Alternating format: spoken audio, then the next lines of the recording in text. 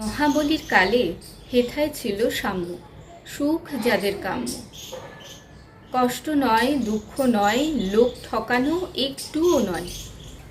সত্যের জয়, ন্যায়ের জয়, লেখা ছিল ভালে। এই কবিতা একটি বিশেষ উৎসবের সাথে ওতপ্রোতভাবে জড়িত। বলতো উৎসবটি কি? ক্লু দিচ্ছি। এই উৎসব ফুলের উৎসব। বহুরঙা ফুলের সাজ এই অনুষ্ঠানের বিশেষ অঙ্গ। এই উৎসবের ডেট পড়ে সাধারণত শ্রাবণ বা ভাদ্র মাসে।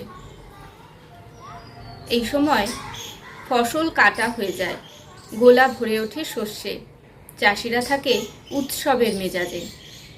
10 দিন ব্যাপী এই উৎসব শুরু হয় রাজা মহাবলীর বর্ণাঢ্য সম্বর্ধনার মাধ্যমে। কাইকেট্টিকালি নাচ এবং আরানমুলা নৌকাদৌড় এই উৎসবের এক বিশেষ আকর্ষণ। ঐতিহাসিকদের নজিরে এই উৎসবের প্রাচীনতম তারিখ পাওয়া যায় 861 খ্রিস্টপূর্বাব্দে।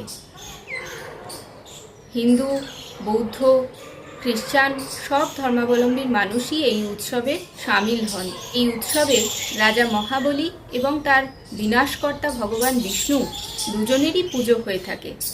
বলতো এই উৎসব কোন উৎসব? ফেস্টিভ্যাল খুব ইম্পর্টেন্ট যে কোনো এক্সামের জন্যে। অ্যান্সার আমাকে কমেন্ট করে জানাও।